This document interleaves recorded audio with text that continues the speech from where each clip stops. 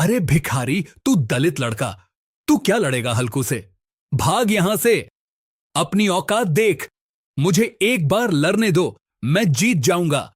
मेरी मां बीमार है दोस्तों। चंदन एक दलित परिवार का लड़का है। उसके साथ जो हुआ वो देखकर आप भी रूह कांप उठेगी। चलिए जानते हैं चंदन की कहानी। लेकिन उससे पहले अगर आप चाहते हैं कि चंदन अपनी मां के लिए जित जाए तो कमेंट करें। बिहार के एक छोटे से गांव भैरवपुर में एक गरीब झोपड़ी थी। झोपड़ी भी ऐसी कि बरसात में छत टपकती और गर्मी में दीवारें आग की तरह तपती थीं। उस झोपड़ी में एक लड़का रहता था जिसका नाम था चंदन। चंदन एक बहुत गरीब दलित परिवार का लड़का था। उसके पिता की मौत कई साल पहले एक हादसे में हो गई थी। तब से घर की सारी जिम्मेदारी उसकी मां सरोजा और उस छोटे से लड़के पर आ गई थी। चंदन की उम्र मुश्किल से 13 से 14 साल रही होगी, लेकिन जिंदगी ने उसे बहुत जल्दी बड़ा बना दिया था। हर सुबह सूरज निकलने से पहले ही चंदन उठ जाता था। उसके पास कोई अच्छे कपड़े नहीं थे। फटी हुई शर्ट और घिसी हुई चप्पल ही उसका सहारा थीं। वह एक बड़ा सा बोरा लेकर गांव की गलियों और शहर के किनारे किनारे कचरा बीनने निकल जाता था। कभी उसे प्लास्टिक की बोतलें मिलती, कभी टिन के डिब्बे, कभी फटे जूते। जो भी मिलता वह अपने बोरे में भर लेता।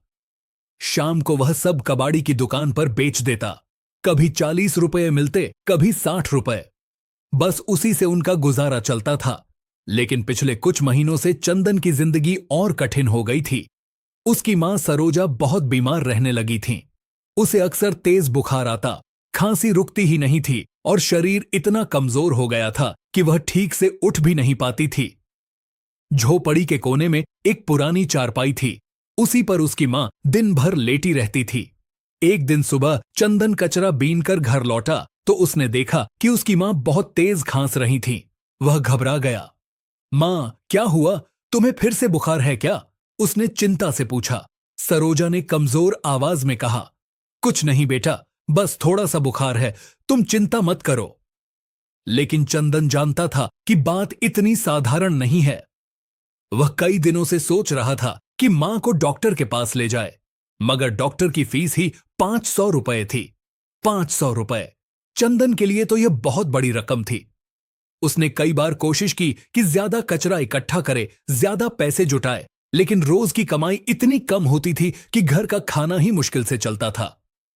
उस रात चंदन अपनी मां के पास बैठा रहा। झोपड़ी में एक छोटी सी लालटेन जल रही थी। मां खांसते खांसते सो गई थी, लेकिन चंदन की आंखों में नींद नहीं थी। वह छत की तरफ देखते हुए सोच रहा था, काश मेरे पास बहुत सारे पैसे होते तो मैं मां का अच्छा इलाज कराता। मां को कभी दर्द नहीं होने देता। उसकी आंखों से आंसू निकल आए। अगली सुबह वह फिर बोरा लेकर कचरा बीनने निकल गया। गांव के कुछ लड़के उसे देखकर हंसते थे। अरे देखो, कचरा वाला आ गया। ओ भिखारी, आज कितना कचरा मिला। चंदन चुपचाप उनकी बातें सुनकर आगे बढ़ जाता था। वह जानता था कि जवाब देने से कुछ नहीं बदलने वाला। उसका एक ही लक्ष्य था, पैसे कमाना और अपनी मां का इलाज कराना। उस दिन जब वह बाजार के पास कचरा बीन रहा था, तभी उसे अचानक बहुत शोर सुनाई दिया। गांव के चौक पर बहुत भीड़ जमा थी। लाउडस्पीकर पर कोई जोर जोर से बोल रहा था। चंदन उत्सुक होकर वहां पहुंच गया। गांव का मुखिया मंच पर खड़ा था और हाथ में माइक लेकर घोषणा कर रहा था, सुनो सुनो सुनो, आज हमारे गांव में एक बहुत बड़ा पहलवान आया है। उसका नाम है हल्कू पहलवान। भीड़ में हलचल मच गई। लोग उत्साह से बातें करने लगे। मुखिया फिर बोला, हल्कू पहलवान पूरे इलाके में मशहूर है। उसे आज तक कोई हरा नहीं पाया। लेकिन अगर कोई बहादुर आदमी उसे कुश्ती में हरा देता है तो उसे इनाम में 10 करोड़ रुपए दिए जाएंगे। यह सुनते ही भीड़ में जोरदार शोर मच गया। 10 करोड़! अरे इतना पैसा! लोग आश्चर्य से एक दूसरे को देखने लगे। लेकिन चंदन की आंखें अचानक चमक उठीं। उसका दिल तेजी से धड़कने लगा। उसने धीरे से खुद से कहा, अगर मैं इस पहलवान को हरा दूं तो मुझे 10 करोड़ मिल जाएंगे। और फिर उसकी आंखों के सामने एक ही चेहरा आया, उसकी मां। मैं मां का सबसे अच्छे अस्पताल में इलाज कराऊंगा। उन्हें कभी दर्द नहीं होगा। उसके दिल में पहली बार एक बड़ा सपना जन्म ले चुका था, लेकिन उसे नहीं पता था कि इस सपने की राह कितनी कठिन होने वाली है और गांव के लोग उसके इस फैसले पर कैसे प्रतिक्रिया देने वाले थे। गांव के चौक पर भीड़ लगातार बढ़ती जा रही थी। चारों तरफ लोग ही लोग दिखाई दे रहे थे। कोई हल्कू पहलवान की ताकत की बातें कर रहा था तो कोई 10 करोड़ के इनाम की चर्चा कर रहा था। चंदन भी भीड़ के किनारे खड़ा सब सुन रहा था। उसका दिल जोर जोर से धड़क रहा था। उसके मन में एक ही बात घूम रही थी, अगर मैं जीत गया तो मां बच जाएगी। उसने गहरी सांस ली और धीरे धीरे भीड़ को चीरते हुए मंच के पास पहुंच गया। मंच के ऊपर गांव का मुखिया खड़ा था। उसके साथ कई बड़े लोग भी बैठे थे। चंदन ने हिम्मत जुटाकर जोर से कहा, मुखिया जी, मुझे भी कुश्ती लड़नी है। भीड़ अचानक शांत हो गई। सबकी नजर उस दुबले पतले लड़के पर टिक गई। एक आदमी जोर से हंस पड़ा, अरे ये तो कचरा बीनने वाला लड़का है। दूसरा बोला, इसको देखो, ये हल्कू पहलवान से लड़ेगा। कुछ ही सेकंड में पूरी भीड़ हंसी से गूंज उठी। लोग चंदन की तरफ उंगली दिखाकर मजाक उड़ाने लगे, लेकिन चंदन वहीं खड़ा रहा। उसकी आंखों में डर जरूर था, मगर उससे ज्यादा जिद थी। मुखिया ने माइक नीचे किया और उसे घूरते हुए बोला, अरे ओ लड़के, तुम्हारा दिमाग खराब हो गया है क्या? चंदन ने धीरे से कहा, नहीं मुखिया जी, मैं सच में कुश्ती लड़ना चाहता हूं। मुखिया जोर से हंसा, तू उस हल्कू पहलवान से लड़ेगा? फिर उसने भीड़ की तरफ देखकर कहा, अरे ये भिखारी, ये दलित लड़का, ये क्या लड़ेगा हल्कू से? भीड़ फिर जोर से हंसने लगी। कुछ लोग तो मजे लेने लगे, हां, इसे लड़ने दो, 2 मिनट में पता चल जाएगा। लेकिन कई लोग उसे अपमानित भी कर रहे थे।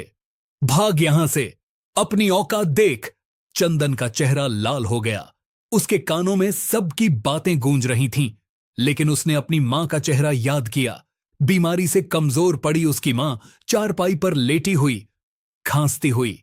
उसकी आंखों में आंसू आ गए, लेकिन उसने खुद को संभाला। उसने फिर से कहा, मुखिया जी, मुझे एक मौका दे दीजिए।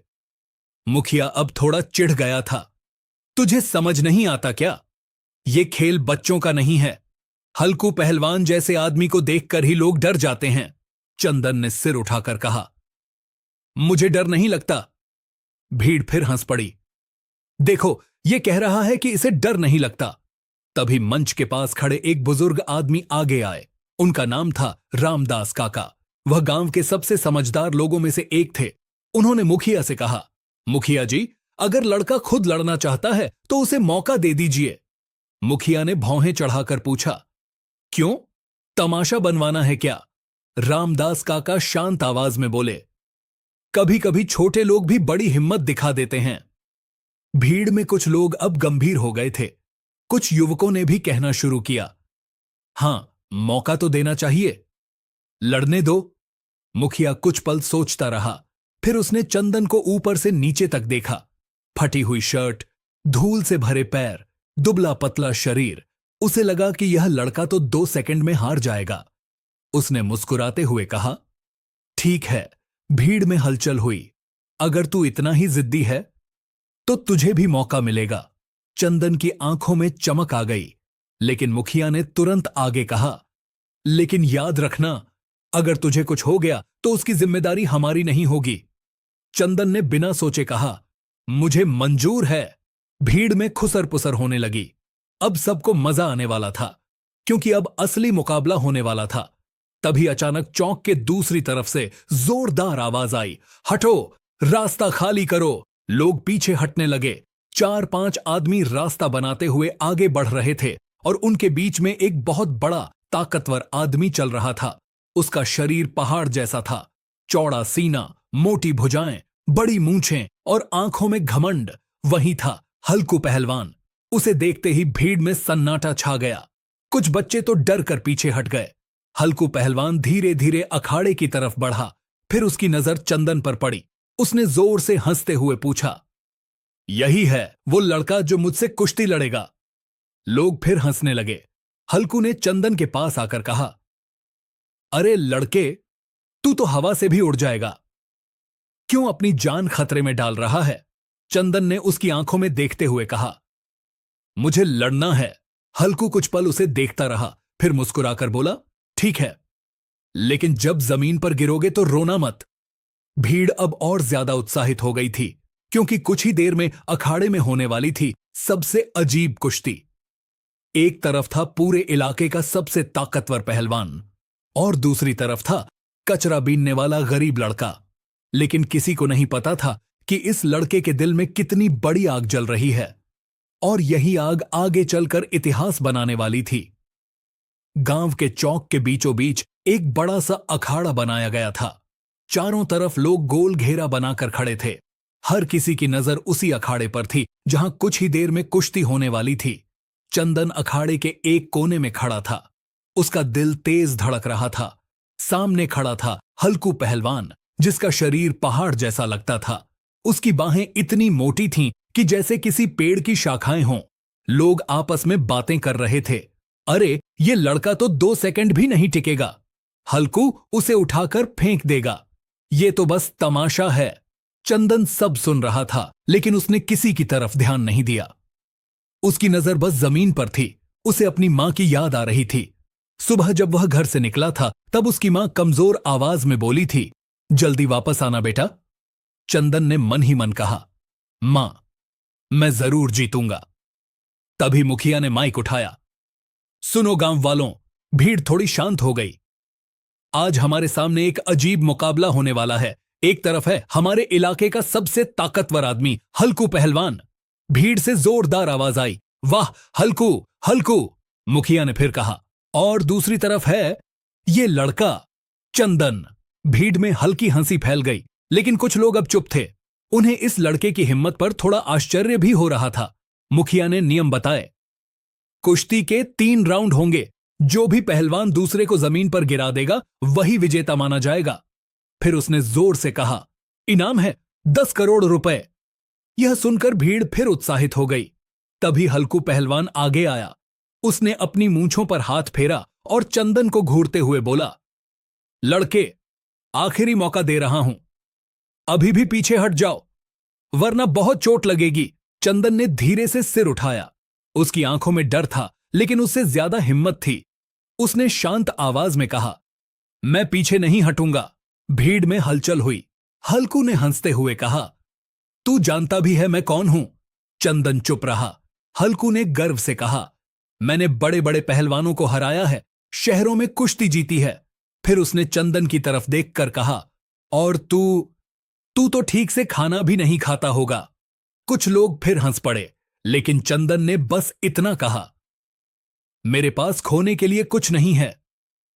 हल्कू थोड़ी देर उसे देखता रहा। फिर उसने कहा, ठीक है,